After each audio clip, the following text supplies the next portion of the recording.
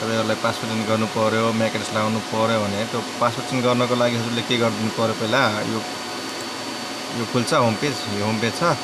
अनि हजुरले WLN छ नि यहाँ हेर्नु कर्सर हाम्रो गइरहेको छ WLN सेटिङ भनेर यसमा जाने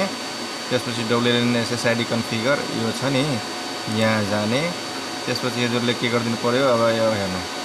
यो ZTE भनेर लेखेको छ नि अनि WPA पासवर्ड सेभ भनेर लेखेको छ यो तपाईको यहाँ जाने यो हेर्नु यो पासवर्ड छ यो हटाएर जे मन छ त्यो हाल्न सक्नुहुन्छ यहाँबाट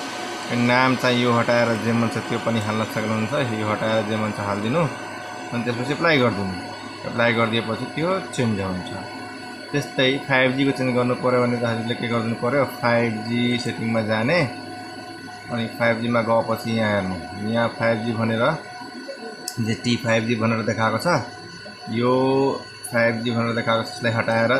जे मन छ राख्नु पासवर्ड यहाँ छ पासवर्डमा यो हटाएर जे मन छ राख्नु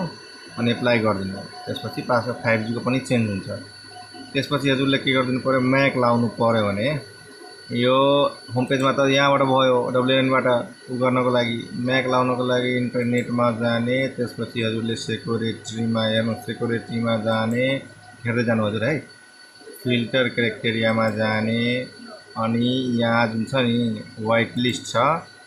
यहाँ व्हाइट लिस्ट गर्ने यहाँ अन गर्ने अनि अप्लाई गर्ने त्यसपछि हजुरले म्याक फिल्टरमा जाने म्याक फिल्टरमा गएपछि यहाँ हेर्नु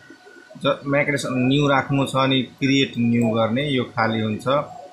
अब यहाँबाट पनि सिलेक्ट गरेर राख्न सक्नुहुन्छ तब यहाँ लेखेर पनि राख्न सक्नुहुन्छ जसरी लेखेर राख्न सक्नुहुन्छ यहाँ जे छ त्यो यहाँ त डाइरेक्ट सिलेक्ट गरेर पनि राख्न सक्नुहुन्छ सिलेक्ट यहाँबाट गर्नुभयो भने यहाँ कतिवटा कनेक्ट छ त्यो देखाउँछ बुझ्नुभयो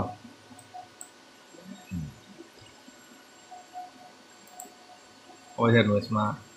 यत्रो मोबाइल कनेक्ट छ 1 2 3 4 5 6 तपाई जतिवटा जे हाल्नु छ जसको म्याक हाल्नु छ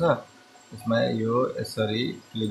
गरेपछि यो म्याक यहाँ आइहाल्छ त्यसपछि यसको नाम लेखिदिनु पर्यो यहाँ दिनुभयो यसको नाम लेखिदिनु पर्यो जे नाम छ त्यो जसरी यो कुन कम्पनीको मोबाइल हो टेक्नो भिभो हैन यो लेख्नु अनि अप्लाई गर्दिनु यसको म्याक त्यसमा एड हुन्छ बुझ्नुभयो त्यसरी नै गर्ने हो तर म्याक एड्रेस लाउनलाई पनि उ गर्नलाई पनि अब